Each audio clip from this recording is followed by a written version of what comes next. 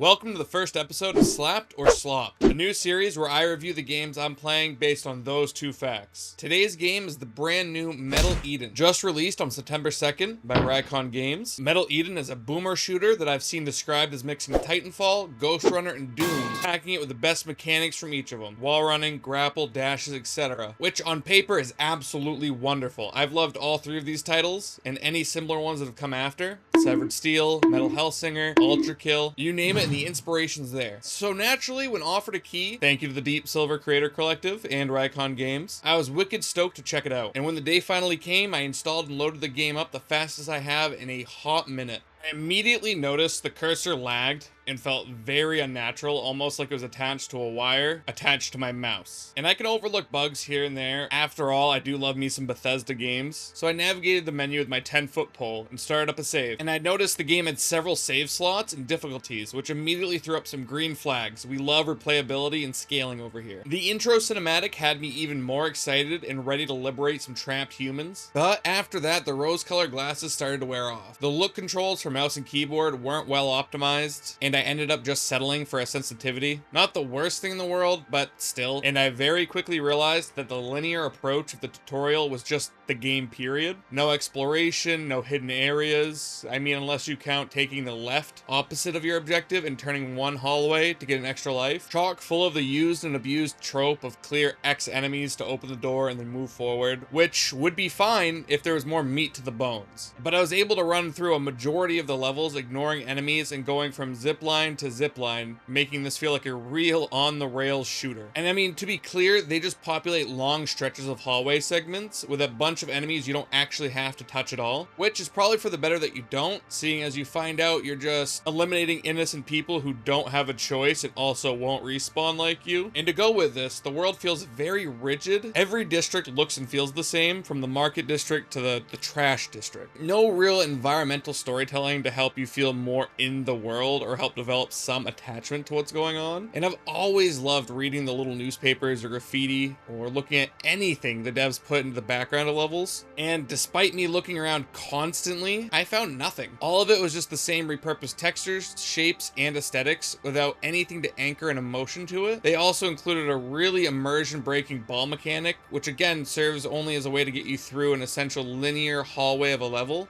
not really adding anything to the gameplay loop. But it takes away what could have been a really great time to let players stretch their movement skills. And speaking of movement, the game actually has, in my opinion, very little in favor of movement. The wall running, trapped to only specific walls that are marked. I was really hoping to run on any wall and really get schmoovin'. The grapple, only specific grapple hook points attached to specific surfaces on the map. And again, I was hoping for a more free grapple. Anchor wherever I want to really throw my momentum how I'm playing. The dash and your jetpack also take the same fuel, cutting down on what you can really do for movement, and nothing actually carries your momentum. The best thing I personally could find was hitting both jump and dash at the same time constantly, because your fuel refills when you touch the ground. This allows you to near infinitely dash, but for a game hyped for movement, it felt very stiff and on the rails. Anyone who says that this is a great game to play while holding out for a Titanfall 3 doesn't understand what made Titanfall so special. The gunplay doesn't lend itself any favors. The main weapon has an infinite ammo, but a disgusting overheat, which makes gameplay more tedious than shoot 'em up fun. The weapons themselves and their designs, I will say, are cool, but none of them break the mold or add something in a new way. Very par for the course if you've been gaming for more than a few years. Your typical rocket launcher, electric beam weapon, shotgun, SMG, etc. The main core ripping mechanic feels near useless. You can absorb the core for a temporary speed boost that ends after a single super punch, like Mario and his mushroom, or throw it like a grenade, which, by the way, you don't get your actual grenade utility until over halfway through the game, and neither of which are effective explosive devices. And honestly, you'll find little incentive to use anything beyond the starter weapon, the electric cannon for breaking shield. Yep, the game has a color-coordinated shield system. That being said, all of the weapons have 2 upgrade paths with 3 upgrades per path. The first path gives you a right-click functionality or a second ability, and the 2 upgrades after that strengthen your ability and weapon. To get the upgrades, you use dust you find throughout the world by eliminating enemies, and in my opinion, only by the final boss did the weapons start to become fun to use. It took the whole game to get, in my opinion, to a tutorial level of badass. Then, from a polish standpoint, I can't believe the game was pushed back released late and still ended up shipping with texture issues. We've got lava floating 5 feet above the ground with no texture beneath it.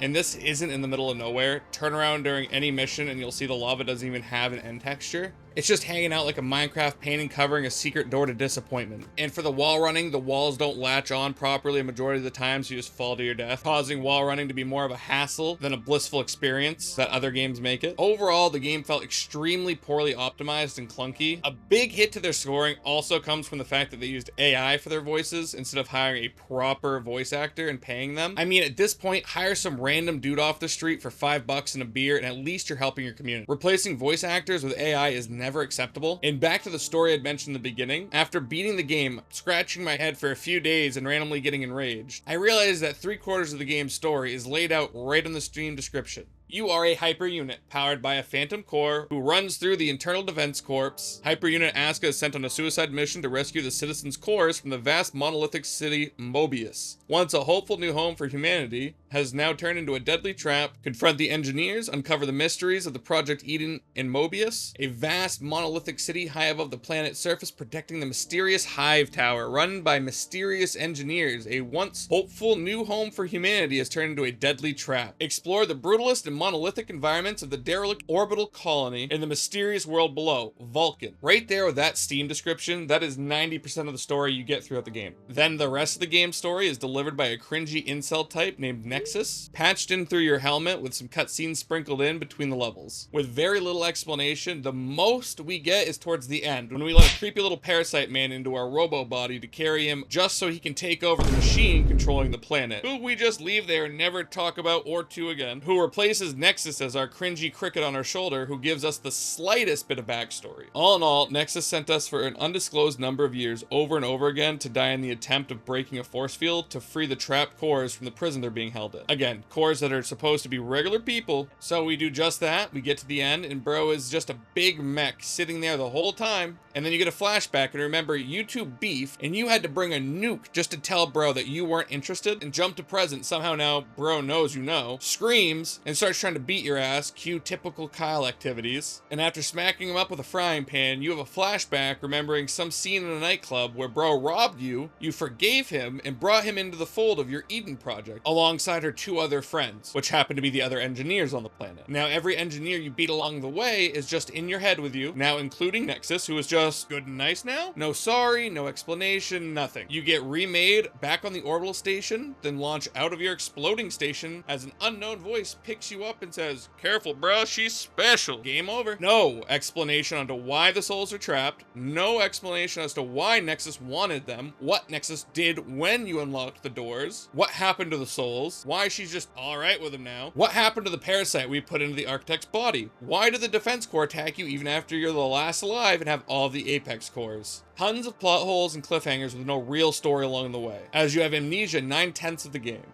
This all being said, I love the idea of the game, blending Titanfall movement, being able to chain momentum at high speeds as you blow through a legion of cybernetic monstrosities, humanity's greed and failings causing us to move and repeat it somewhere else just for the main character to clean up. In theory, this has all of the trappings to stand next to Doom and Bioshock, but in actuality, it fell flat on his face after the second shoe hit the wall. They used AI voice, the core movement mechanics are tedious and struggle to work, the weapons and ammo are more tedious than fun, it's unoptimized and poorly assembled, floating lava everywhere I'm looking at you. The story is a giant nothing burger, which makes the whole playthrough feel... Overall, I'm sad to say that they slopped this release. I hope they update the game to fix many of these issues and hopefully expand on what they have, as the premise is great, and the game itself just feels like a pre-release tech demo. That being said, I'm unsure what caused many of these issues, and I really look forward to seeing what the dev team will do to Metal Eden going forward, as No Man's Sky was slop on release, but has diligently worked to become a titan of the game it is now, fulfilling every promise they originally made and more, setting a precedent in my opinion for games. I also don't want to hear anything about how small the dev team is when I had to watch 5 minutes of outro credit, and Lethal Company and Stardew are both far smaller dev teams, like one dude, with drastically more story, environmental story, and polish, mechanics out the wazoo, etc. In my opinion, there are zero excuses for the game, especially seeing Titanfall 2 as technically a shorter game, but has left a ridiculously lasting lasting impact on the gaming community. But regardless, this does show that the devs have a potential. The premise for this game was wonderful. It just didn't hit the implementation. All in all, I'm sad to stamp this slopped. Follow for more slapped or swapped reviews. And let me know in the comments what game you want to see next on Slapped or Slopped.